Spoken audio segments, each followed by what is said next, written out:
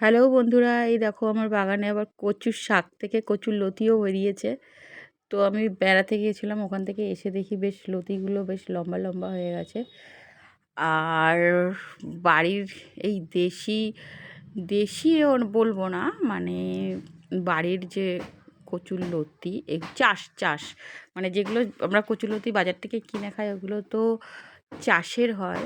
আর এই লতিগুলো বাড়িতে কচুর গাছ হয়েছে, সেখান থেকে বেরিয়েছে। তো লতিগুলো খেতে খুব টেস্ট হবে যদি গলা না ধরে। তো আমি জানি না এখন কি হবে।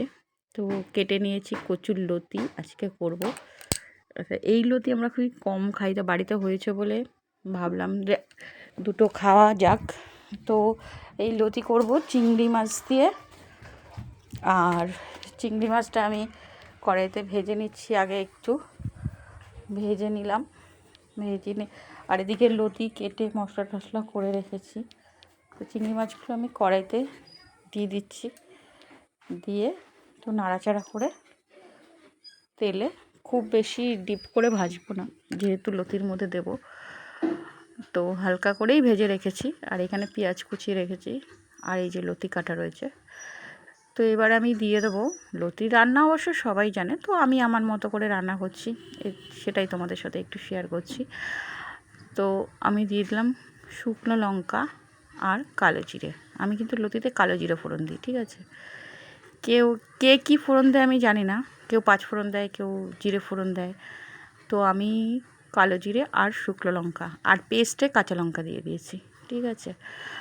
আর এদিকে পেঁয়াজটা একটু লাল লাল করে ভেজে নিচ্ছি, মানে পেঁয়াজ লাল লাল করে ভেজে না নিলে তো অসুবিধা আছে, কাঁচা কাঁচা থাকবে। তো একটু পেঁয়াজটা লাল লাল করে ভেজে নিচ্ছি। আর এবার দিয়ে দেবো লতি। তো লতিটা আমি ভাপ দিয়ে ফেলিনি, কারণ এমনি সরু সরু লতি আমি এমনিও চাষের যে লতি বাজারে কিনতে পাওয়া যায়, সেই লতিও কিন্তু আমি ভাপ দিয়ে ফেলি না, ভালো করে ভেজে নিই। কচু জিনিস তো যদি গলা টলা ধরে, আর ভাপ দিয়ে ফেললে বেশি নরম হয়ে যায়। আমি ওই ধ্যার ধেরে লতি আমি পছন্দ করি না। ধ্যার ধের করবে লতি খেতে, কি বেশ শলা শলা থাকবে একটা একটা, এদিকে মশলা মশলা মাখা থাকবে, ওই তরকারিটা আমার খুব ভালো লাগে। তো লতিটা আমি কড়াইতে দিয়ে দিলাম। এই দেখো ভাজতে ভাজতে অনেকটা কমে গেছে।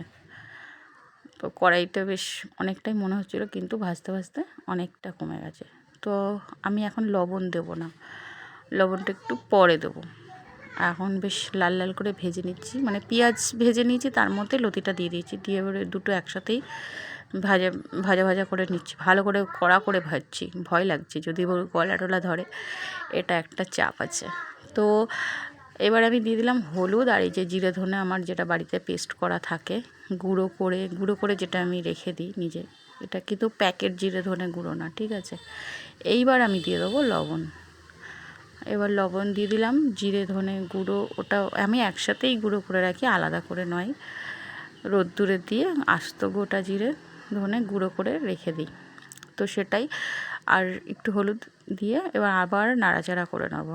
নাড়াচাড়া করে নিয়ে বেশ অনেকটা শুকনো শুকনো হয়ে আসছে তার লতিটা।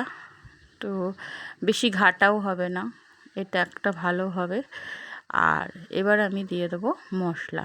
এর মধ্যে আছে সর্ষে আর কাঁচা লঙ্কা, সর্ষে আর কাঁচা লঙ্কা, আর কিচ্ছু নেই, কারণ চিংড়ি মাছ দেওয়া রয়েছে, তো ওর জন্য রসুন টসুন দেওয়া হয়নি। এর মধ্যে সর্ষে আর কাঁচা লঙ্কা দেওয়া রয়েছে। এদিকে জিরে ধরে গুঁড়োটা পড়ে গেছে, আর এদিকে সর্ষে কাঁচা লঙ্কা, এটাই হলো মশলা। আর আমি কোনো মশলা দেবো না। তো এই যে দেখো বন্ধুরা, আর এর মধ্যে একটু চিনি দিয়ে দিতে হবে, ঠিক আছে? একটু মিষ্টি ভাব না হলে আবার অসুবিধা আছে, সামান্য, খুব বেশি মিষ্টি আমি দেবো না, আমরা তরকারিতে খুব বেশি মিষ্টি খাই না। আর এবার দিয়ে দিচ্ছি সেই ভাজা চিংড়িগুলো, যেগুলো হালকা করে ভেজে রেখেছিলাম, সেইগুলো দিয়ে দিলাম। তো এবার চিংড়ি মাছটা দেওয়ার পরে, আর এই যে চিকেন মশলা, যেটা ছাড়া আমার তরকারি একদম ফাঁকা ফাঁকা থাকে, মানে আমি সব তরকারিতে একটু, মানে মাছ, ডিম, এইসব যাবতীয়, সোয়াবিন, বা এরকম মশলাদার তরকারি করলেই এই চিকেন মশলাটা, আর একটা মিট মশলা আছে, ওটাও দুটোই ব্যবহার করি। তো এখানে আমি যেখানে চিকেন মশলা দিই সেখানে মিট মশলা দিই না, আবার যেখানে মিট মশলা দিই চিকেন মশলা দিই না। তো এইটা এর মধ্যে দিয়ে দিলাম চিকেন মশলা। আর এই যে মিক্সার মানে মশলার যে বাটিটা, মিক্সার বাটিটা, সেটা ধুয়ে জলটা ওর মধ্যে দিয়ে দিলাম। বেশি জল আমি দেবো না, কারণ বেশি, আমি প্রথমেই বলেছি, বেশি লদে ল্যাদ করবে ওই কচুলতি আমার ভালো লাগে না। বেশ ফল ফল থাকবে, একটা একটা শলা শলা, ওটা এবারে সামান্য একটু চাপা দিয়ে রাখবো জিনিসটা, মানে মশলার গন্ধটা যাতে ওর মধ্যেই থাকে। এই যে আমার রেডি হয়ে গেল কচুরলতি রান্না। তো বন্ধুরা, কমেন্ট করে অবশ্যই জানাবে আমার ভিডিও তোমাদের কেমন লাগে, আর অবশ্যই লাইক শেয়ার কমেন্ট করে ফলো করে আমার এই ছোট্ট পেজটার সাথে থাকবে। তো টাটা বন্ধুরা, সবাই ভালো থেকো। আগামী দিন আবার আমি নিয়ে চলে আসবো আর একটি ব্লগ আমার। সবাই ভালো থেকো।